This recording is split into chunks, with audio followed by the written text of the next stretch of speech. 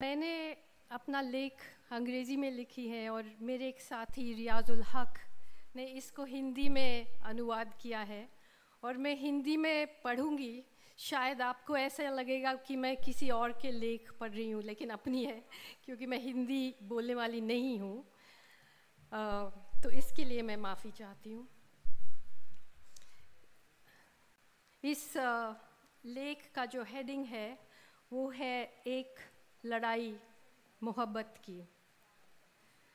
मैं 2021 एल्गार परिषद के आयोजकों को शुक्रिया अदा करती हूँ कि इन्होंने मुझे आज के दिन इस मंच पर बोलने के लिए बुलाया। आज जो रोहित वेमुला की 32वीं सालगिरह रहा होता और जो 1818 में भीमा कोरेगांव की लड़ाई में जीत का दिन है। मैं एक चीज़ भी बोलना चाह रही हूँ कि मुझे पता है कि कुछ चीज़ों जो मैं बोलूँगी आप सबको बहुत अच्छी तरह से पता है, लेकिन ये दुनिया के लिए है, बाहर भी, इस हॉल के बाहर भी बहुत लोग सुन रहे हैं, तो इसका भी मुझे माफ़ कर दीजिएगा। ये जगह यहाँ से दूर नहीं है जहाँ ब्रिटिश आर्मी में लड़ने वाले महार फौजियों ने पेशवा राजा बाजीराव द्वितीय को हराया था, जिनकी हुकूमत में महार और दूसरी दलित जातियाँ सताई जाती रहती थी और उन्हें इस कदर बाकायदा अपमानित किया जाता कि बयान करना मुश्किल है। इस मंच से बाकी वक्ताओं के साथ अपनी आवाज़ मिलाते हुए मैं किसानों के आंदोलनों के साथ अपनी एकजुटता जाहिर करती हूँ, जिनकी मांग है उन 3 कृषि कानूनों को फ़ौरन वापस लिया जाए, जिन्हें ज़बरदस्ती लाखों किसान और खेतीहार मज़दूरों के ऊपर थोप दिया गया है। इसके नतीजे में वे सड़क पे उतर आए हैं। हम यहाँ उन अनेक लोगों के लिए अपना गम और गुस्सा जाहिर करने आए हैं जिनकी मौत इस आंदोलन के दौरान हुई है। दिल्ली की सीमा पर हालत तनावपूर्ण है और ख़तरनाक होती जा रही है, जहां 2 महीने से किसानों ने शांति के साथ डेरा डाल रखा है। इस आंदोलन में फूट डालने और उसे बदनाम करने के लिए हर संभव तरकीब अपनाई जा रही है, उकसाया जा रहे हैं। हमें पहले से कहीं ज़्यादा इस वक्त किसानों के साथ खड़े होने ज़रूरत है। हम यहाँ उन दर्जनों सियासी कैदियों की रिहाई की मांग करने के लिए भी जमा हुए हैं, जिनके सख्त आतंक विरोधी कानूनों के तहत बेतुके आरोपों में जेल में बंद रखा है, और उनमें वे लोग भी शामिल हैं जिन्हें अब भीमा कोरेगांव 16 के नाम से जाना जाता है। उनमें से अनेक न सिर्फ संघर्ष के साथी हैं, बल्कि मेरे निजी दोस्त हैं, जिनके साथ मिलकर मैं हंसी हूँ, जिनके साथ चली हूँ, जिनके साथ मैंने रोटियां खाई हैं। किसी को भी इसमें यकीन नहीं है, शायद उनको कैद करने वालों को भी, कि इन्होंने सचमुच वे घिसे पिटे अपराध किए हैं जिनके इल्ज़ाम उन पर लगे हैं। सब जानते हैं कि वे जेल में हैं क्योंकि वो एक साफ समझदारी और एक नैतिक साहस रखते हैं, और ये दोनों ही खूबियाँ ऐसी हैं जिन्हें ये हुकूमत का एक अहम खतरे के रूप में देखती है। कोई सबूत मौजूद नहीं है, तो इनकी कमी पूरी करने के लिए कुछ लोगों के खिलाफ दसियों हज़ार पन्नों की चार्जशीट दाखिल की गई हैं।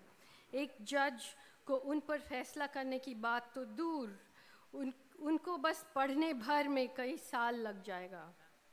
फर्जी आरोपों से अपना बचाव करना उसी तरह मुश्किल है जिस तरह सोने का नाटक कर रहे किसी इंसान को जगाना।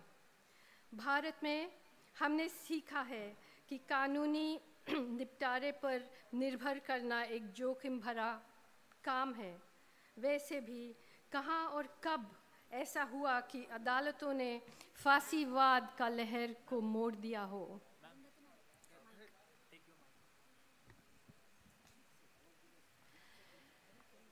हमारे मुल्क में कानूनों पर बहुत चुनिंदा तरीके से अमल किया जाता है, जो अपना वर्ग, जाति, एथनिसिटी, धर्म, जेंडर और राजनीतिक विचारों पर निर्भर करते हैं। इसलिए जहां कवि और पादरी, छात्र, एक्टिविस्ट, टीचर और वकील जेल में हैं, कत्लेआम करने वाले, सिलसिलेवर हत्याएं करने वालों, दिन दिहाड़े पीट कर हत्याएं करने वाली भीड़, बेईमान जजों और जाहिर उगलने वाले टीवी एंकरों को इनाम से नवाजा जा रहा है और वे ऊंचे पद की उम्मीद कर सकते हैं, सबसे ऊंचे पद की भी। कोई भी इंसान जिसके पास एक औसत समझ भी हो वह इस पैटर्न को देखने से चूक नहीं सकता कि कैसे एक ही तरीके से उकसाने वाले एजेंटों द्वारा 2018 की भीमा कोरेगांव रैली, 2020 के सीएए विरोधी आंदोलनों और अब किसानों के आंदोलनों को बदनाम करने और उन्हें तोड़ने की कोशिश हुई है।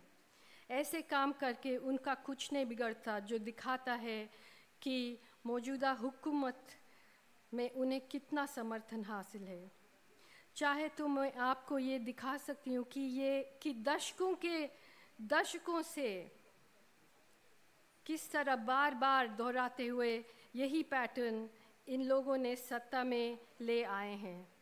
इसमें मुशर्रफ साहब बहुत काम किए हुए हैं, जो फॉल्स फ्लैग अटैक्स है और जो झूठे केस में दिखाने के लिए कोई और कराने वाले कोई और है।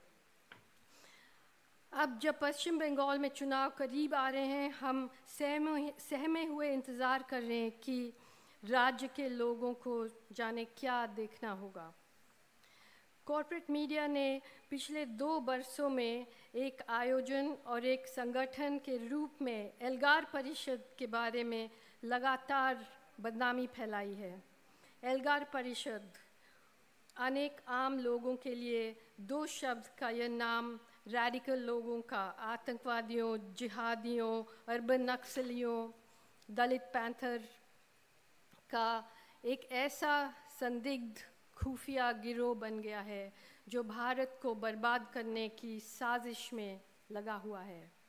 बदनाम करने, धमकाने, डराने और घबराहट फैला देने वाले माहौल में इस सभा को आयोजित करना ही अपने आप में साहस और चुनौती की एक कार्रवाई है जो सलाम करने का लायक है। इस मंच पर मौजूद हम लोगों पर ये जिम्मेवारी है कि जितना मुमकिन हो बेबाकी से हम बात रखें।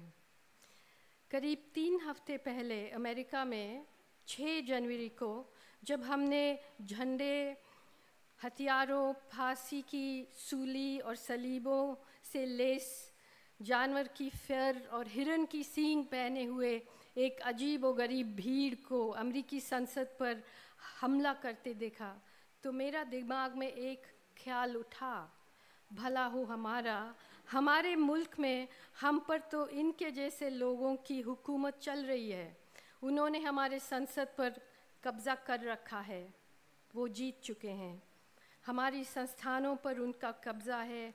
हमारी रहनुमा हर रोज़ अलग अलग किस्म के फरों और सींगों में नज़र आते हैं। हमारी पसंदीदा दवा गौमूत्र है। वे मुल्क के हर एक लोकतांत्रिक संस्थान को तबाह करते जा रहे हैं।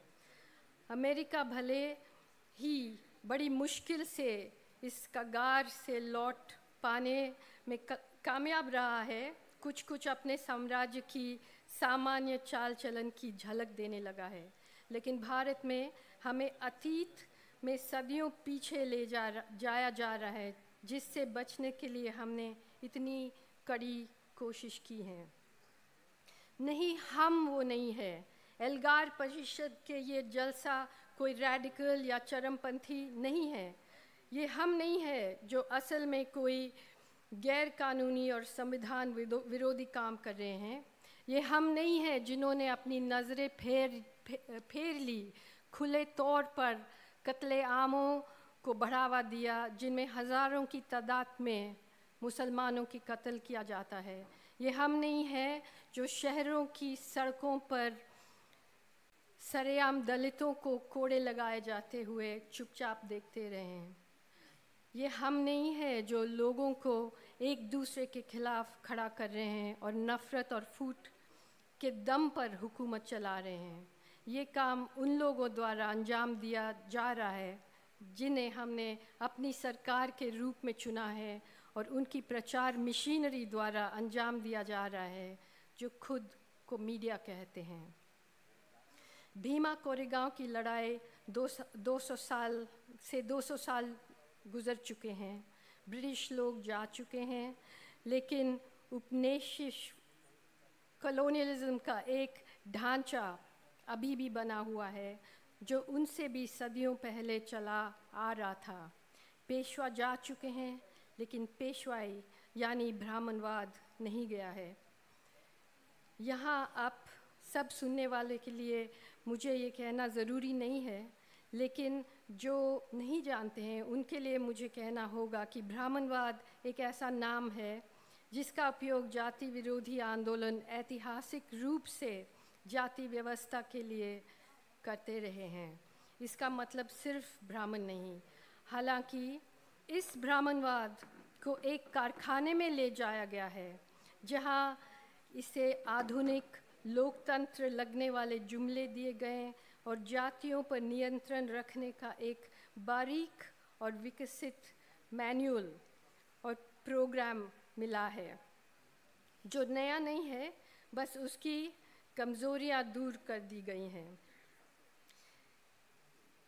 इसने दलित बहुजनों की रहनुमाई वाले राजनीतिक दलों के सामने वजूद की चुनौती खड़ी कर दी है जिनसे कभी कुछ उम्मीद मिलती थी। 21वीं सदी के ब्राह्मणवाद का चुना हुआ वाहन ब्राह्मण नेतृत्व वाला आरएसएस है, जो एक सदी की अथक मेहनत के बाद अपने नामी सदस्य नरेंद्र मोदी के ज़रिए दिल्ली में सत्ता पर काबिज है। कईयों का ये मानना था कि आधुनिक पूंजीवाद भारत में जाति का अंत कर देंगे या कम से कम इसे बेकार बना देगा। खुद कार्ल मार्क्स का भी यही मानना था, लेकिन क्या ऐसा हुआ? दुनिया भर में पूंजीवाद ने इसे यकीनी बनाया है कि दौलत रोज़ बरोज़ बहुत ही थोड़े से हाथों में सिमटी चली जाए।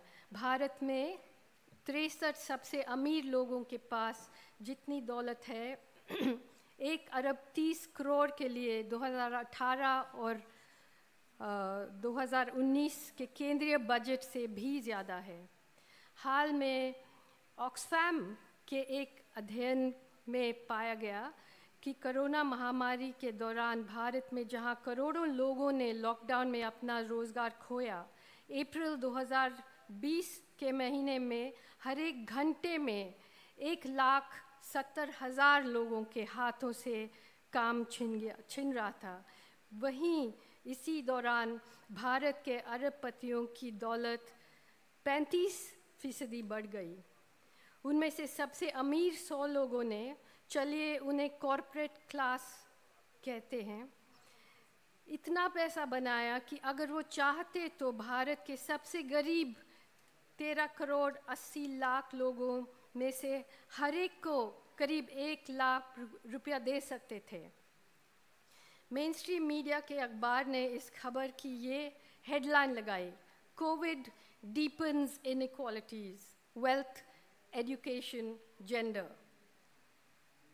कोविड से गहराती गैर बराबरी दौलत, शिक्षा और जेंडर।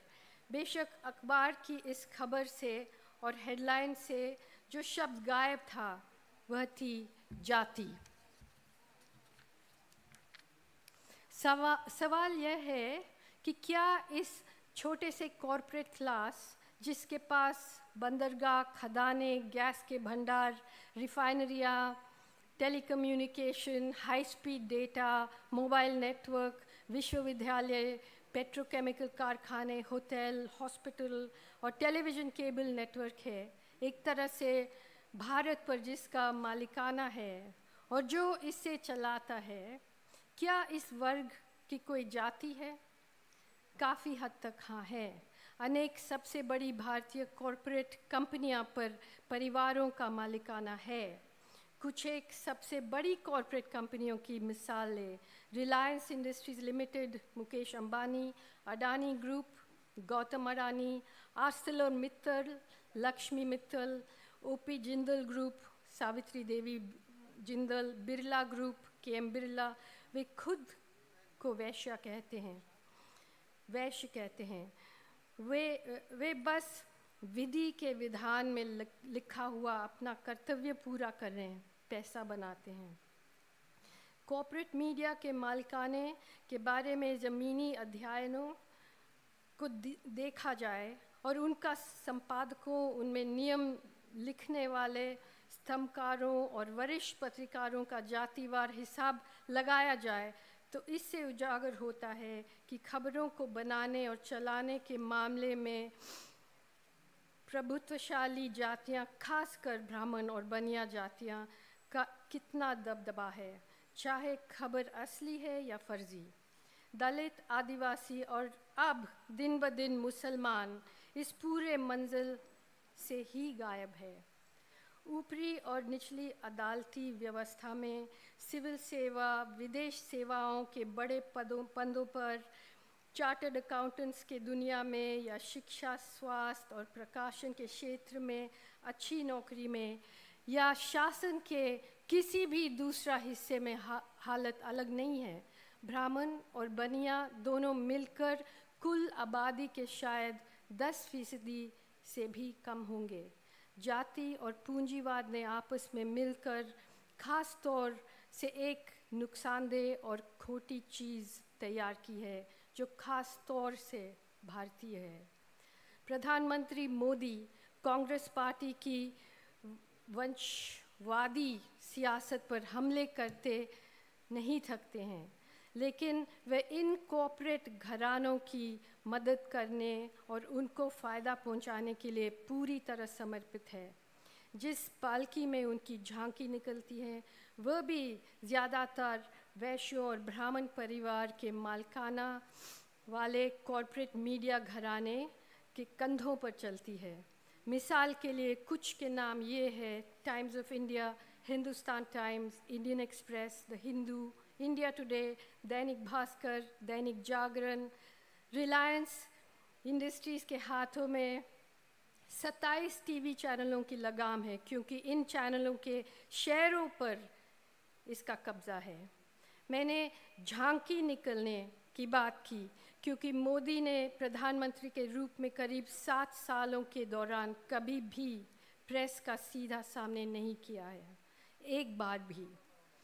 जहां हम आम लोगों की निजी डेटा खोद निकाले जा रहा है और हमारी आंखों की पुतलियां स्कैन की जा रही हैं, वहीं एक ऐसे अपारदर्शी व्यवस्था लागू की गई है जिसकी ओर में कॉर्पोरेट दुनिया अपने प्रति दिखाई जा रही अटूट वफादारी की कीमत अदा कर सकती हैं। 2018 में चुनावी बॉन्ड आयोजन, मतलब इलेक्टोरल बॉन्ड आयोजन, जिसमें राजनीतिक दलों को बेनामी चंदा देना संभव हो गया है। इस तरह अब हमारे यहाँ एक सचमुच की बाकायदा संस्थाबद्ध, पूरी तरह से सीलबंद पाइपलाइन है, जिसके ज़रिए कॉरपोरेट और राजनीतिक एलीट के बीच पैसे और सत्ता की आवाजाही हो सकती है। इसलिए इसमें हैरानी की बात नहीं है कि भाजपा दुनिया का सबसे अमीर राजनीतिक दल है।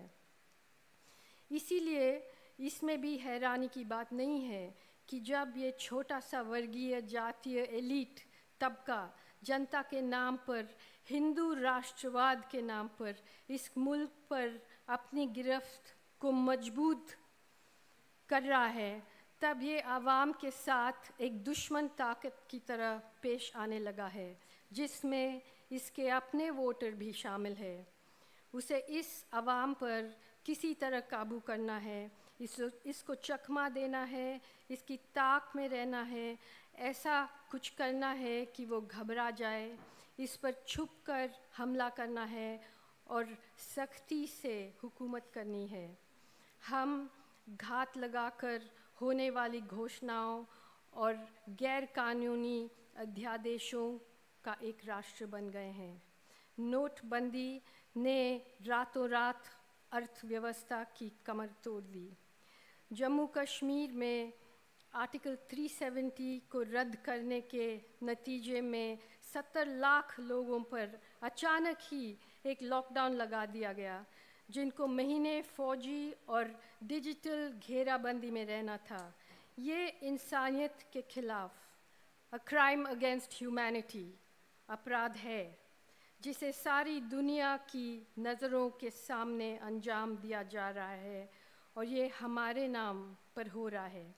एक साल के बाद एक ज़िद्दी चुनौती देने वाले अवाम ने आज़ादी के अपने संघर्ष को जारी रखा है, तब भी जब एक के बाद एक आने वाले सरकारी फरमान कश्मीर की देह को एक एक हड्डी को तोड़ रहे हैं। खुलेआम मुसलमान विरोधी सिटीजनशिप अमेंडमेंट एक्ट CAA और national register of citizenship national register of citizens NRC के नतीजे में मुसलमान औरतों की रहनुमाई में महीनों तक आंदोलन चला। इसका अंत उत्तर पूर्वी दिल्ली में एक मुसलमान विरोधी कत्लेआम के साथ हुआ, जिसे हत्यारे गिरोहों ने पुलिस की देख रेख में अंजाम दिया और जिसके लिए उल्टे मुसलमान को ही कसूरवार ठहराया जा रहा है। सैकड़ों मुसलमान नौजवान छात्र एक्टिविस्ट जेलों में हैं, जिनमें उमर खालिद सैफ़ी, शर्जील इमाम, मिरान हैदर, नताशा नरवाल और देवांगना कलिता शामिल है। आंदोलनों को इस्लाम परस्त जिहादी साजिश के रूप में दिखाया गया।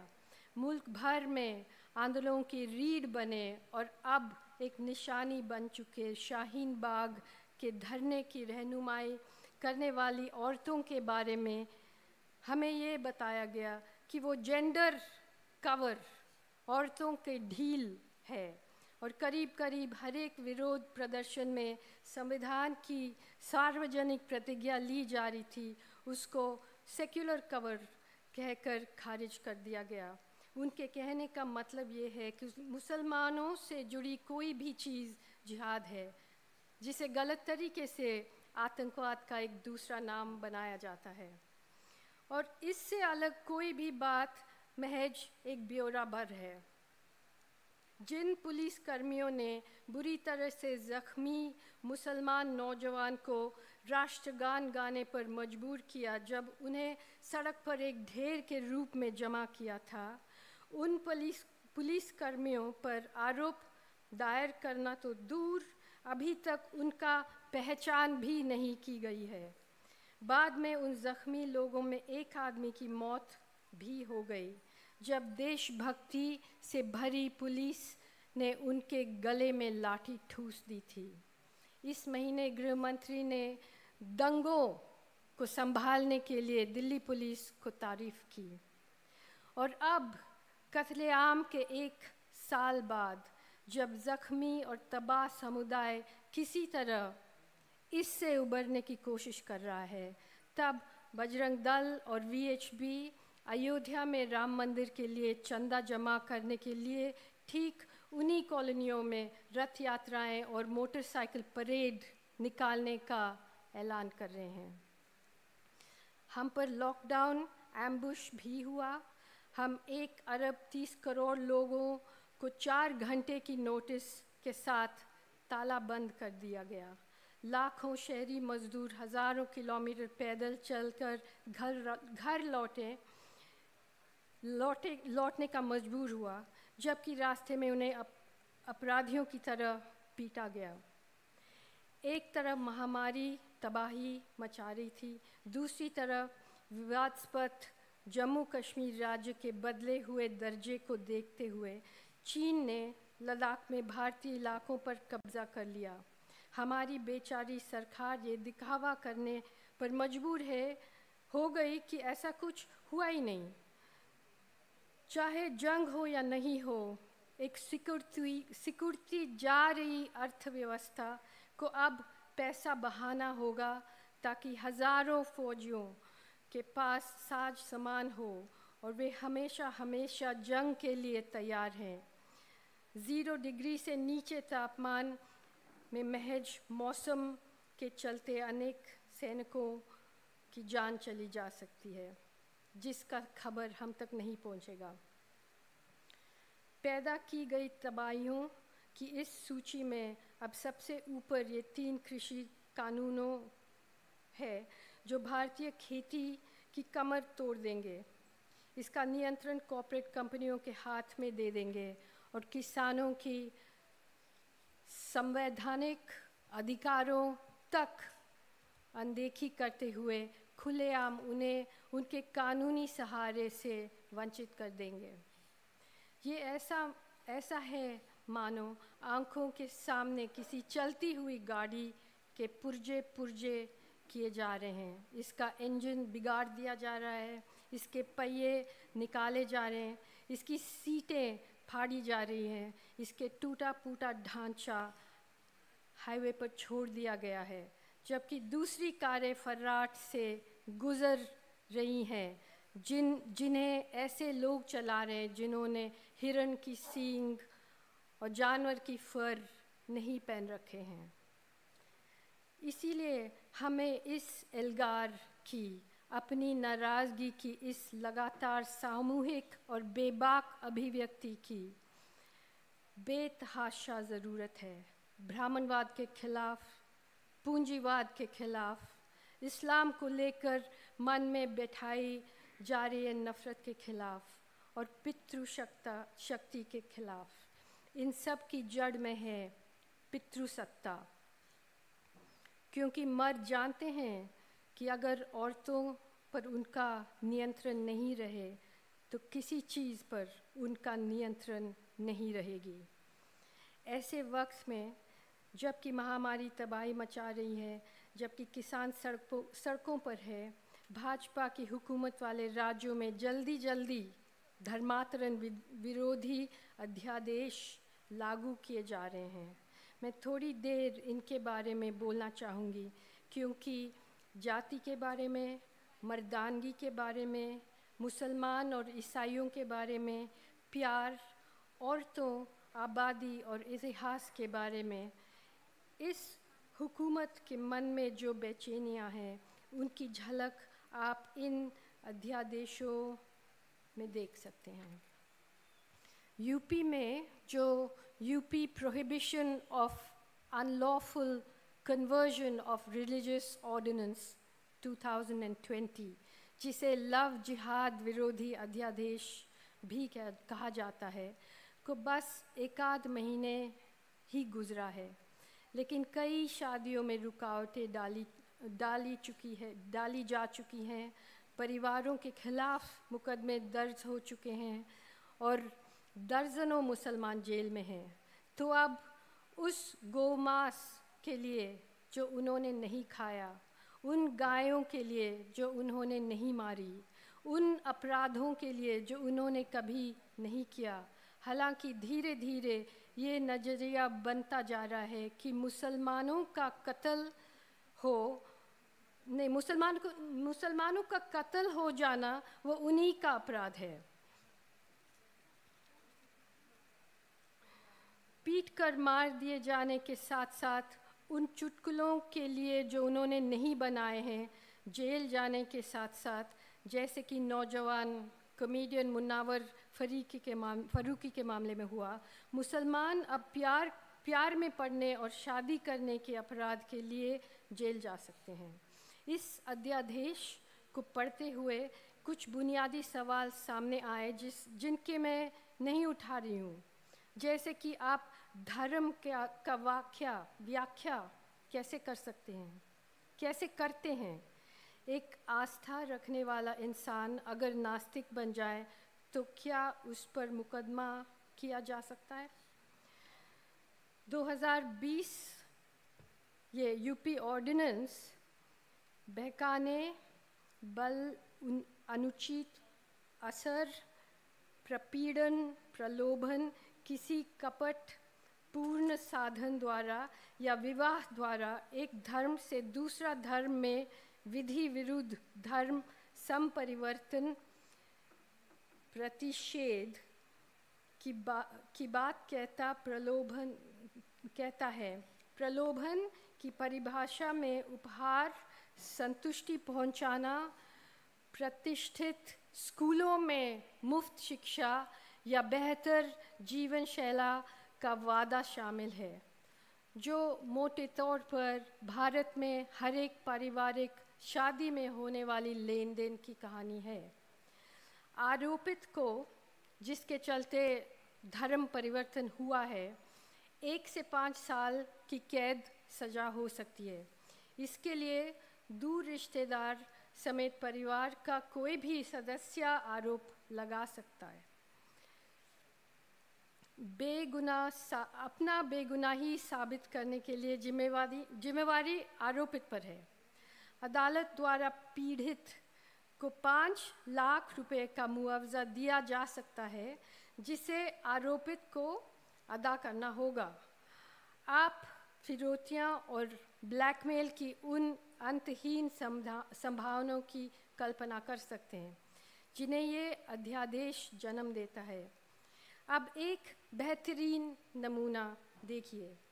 अगर धर्म बदलने वाला शख्स एक नाबालिग औरत या अनुसूचित जाति या अनुसूचित जनजाति से है, तो धर्म परिवर्तक यानी आरोपित को सज़ा दुगना हो जाएगी, 2 से 10 साल तक कैद।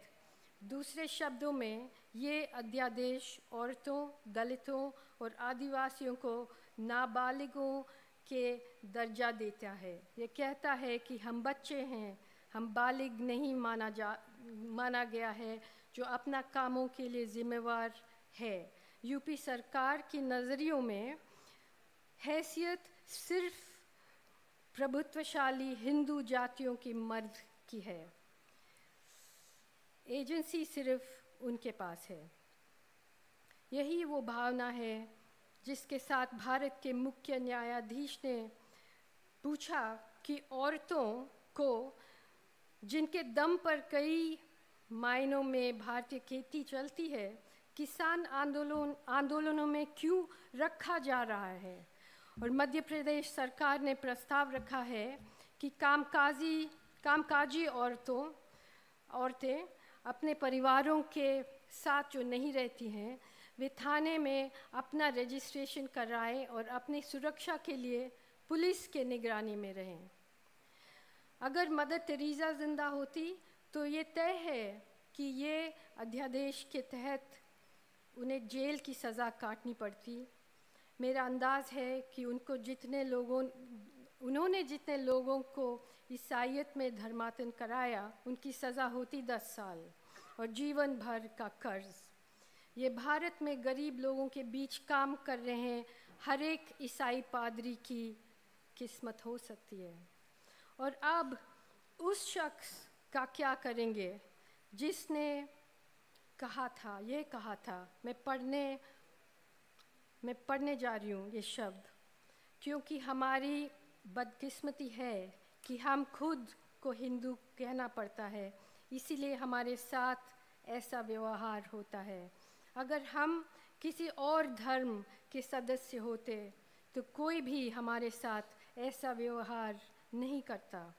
कोई भी ऐसा धर्म चुन लीजिए जो आपको हैसियत और आपसे व्यवहार में बराबरी देता है। अब हम अपनी गलतियां सुधारेंगे। आप में से कई जानते होंगे ये बातें बाबा साहब अम्बेडकर की है। एक बेहतर जीवन शैली के वादे के साथ सामूहिक धर्मांतरण का एक साफ आह्वान। इस अध्यादेश के तहत, जिसमें सामूहिक धर्मांतरण वह है जब 2 से अधिक व्यक्ति धर्म परिवर्तन किए जाएं, ये बातें अंबेडकर को अपराध का जिम्मेवार बना देगी। शायद महात्मा फुले भी कसूरवार बन जाएं, जिन्होंने सामूहिक धर्म परिवर्तन को अपना खुला समर्थन दिया था, जब उन्होंने कहा था, और ये भी मैं पढ़ने जा रही हूँ, मुसलमानों ने चालाक आर्यभट्टों की खुदी हुई पत्थर की मूर्तियों को तोड़ते हुए उन्होंने जबरन गुलाम बनाया और शूद्रों और अतिशूद्रों को बड़ी संख्या में उनके चंगुल से आज़ाद कराया और उन्हें मुसलमान बनाया। उन्हें मुसलमान धर्म में शामिल किया। सिर्फ यही नहीं, बल्कि उन्होंने उनके साथ खान पान और शादी विवाह भी कायम किया और उन्होंने सभी बराबर अधिकार दिए। इस उप महाद्वीप की आबादी में दसियों लाख सिखों, मुसलमानों, ईसाइयों और बौद्धों का एक बड़ा हिस्सा ऐतिहासिक बदलावों और सामूहिक धर्मांतरणों की गवाही है। हिंदू आबादी की गिनती में तेज़ गिरावट वह चीज़ है जिसने शुरू में प्रभुत्वशाली जातियों में आबादी की बनावट के बारे में बेचैनी पैदा की थी और एक ऐसे सियासत को मजबूत किया था जिसे आज हिंदुत्व कहते हैं। लेकिन आज अब आरएसएस सत्ता में है तो लहर पलट गई है। अब सामूहिक धर्मांतरण सिर्फ वही हो रही है जिन्हें विश्व हिंदू परिषद आयोजित कर रहा है। इस प्रक्रिया को घर वापसी का नाम से जाना जाता है। 19वीं सदी के आखिरी दौर में हिंदू सुधारवादी समूहों ने शुरू की थी। घर वापसी में जंगलों में रहने वाले आदिवासी लोगों की हिंदू धर्म में वापसी कराई जाती है, लेकिन इनके लिए एक शुद्धि की रस्म निभानी होती है ताकि घर से बाहर रहने से आई गंदगी को साफ किया जा सकते हैं। अब यह तो परेशानी है कि ये यूपी ऑर्डिनेंस के तर्क के मुताबिक ये एक अपराध बन जाएगा, तो फिर इस परेशानी से कैसे निबरता। इसमें एक प्रावधान जोड़ा गया है जो कहता है, कोट, यदि कोई व्यक्ति अपने ठीक पूर्व धर्म पुनः संपरिवर्तन करता है या करती है तो उसे इस ऑर्डिनेंस के अधीन धर्म संपरिवर्तन नहीं समझा जाएगा।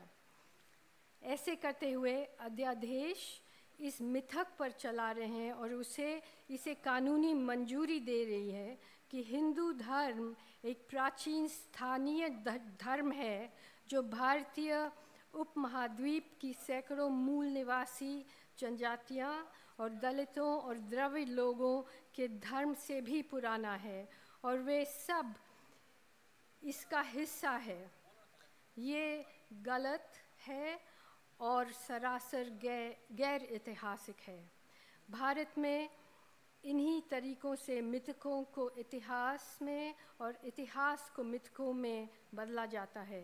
अतीत का लेख जोख रखने वाले प्रभुत्वशाली जातियों से आने वाले लोगों को इसमें कोई कॉन्ट्रडिक्शन नहीं दिखाई देता जब जहाँ ज़रूरत हो मूल निवासी होने का दावा भी किया जाए और साथ ही खुद को आर्य का वंशज भी बताया जाए। अपने करियर की शुरुआत में दक्षिण अफ्रीका में गांधी जब डरबन पोस्ट ऑफिस में भारतीयों के दाखिल होने के लिए एक अलग एंट्रेंस के लिए अभियान चला रहे थे ताकि उन्हें काले अफ्रीकियों के साथ, जिन्हें वो अक्सर काफिर और असभ्य कहते थे, एक ही दरवाजे से आना जाना न पड़े। तब गांधी ने दलील दी कि भारतीय और अंग्रेज़ एक प्रजाति से निकले हैं जिसे इंडो आर्यन कहा जाता है।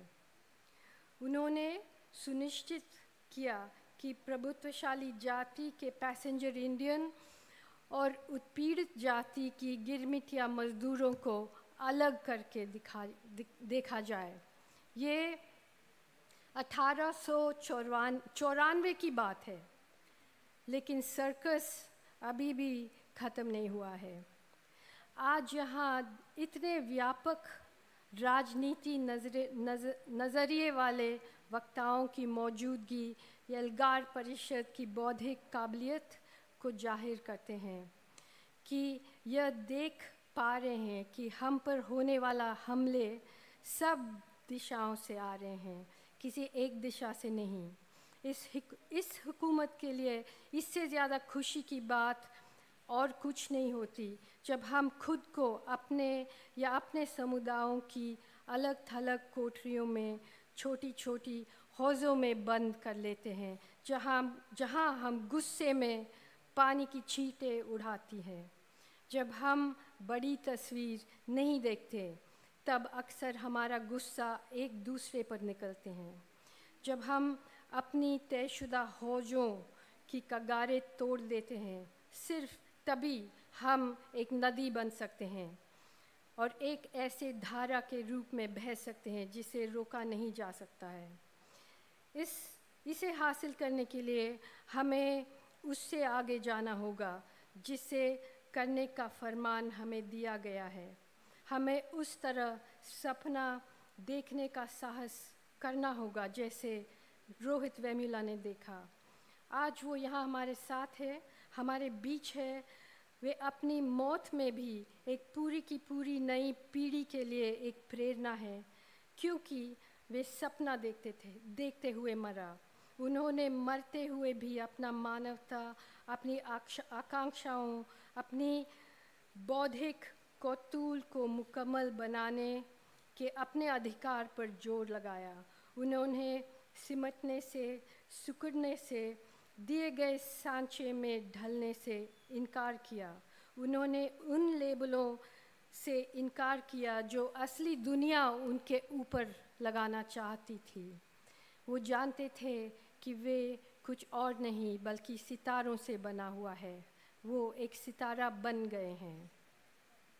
हमें उन फंदों से सावधान रहना होगा जो हमें सीमित करती है, हमें बने बनाए स्टीरियोटाइप सांचों में घेरती है। हम में से कोई भी महज अपनी पहचानों का कुल जोड़ भर नहीं है। हम वह है, लेकिन उससे कहीं कहीं ज़्यादा है। जहाँ हम अपने दुश्मनों के खिलाफ कमर कस रहे हैं, वहीं हम अपने दोस्तों के पहचान करने के काबिल भी होना चाहिए। हमें अपना साथियों की तलाश करनी ही होगी, क्योंकि हम में से कोई भी इस लड़ाई को अकेले नहीं लड़ सकते। पिछले साल CAA का विरोध करने वाले हिम्मती आंदोलनकारियों ने और अब हमारे चारों तरफ चल रही किसान के शानदार आंदोलन ने ये दिखाया।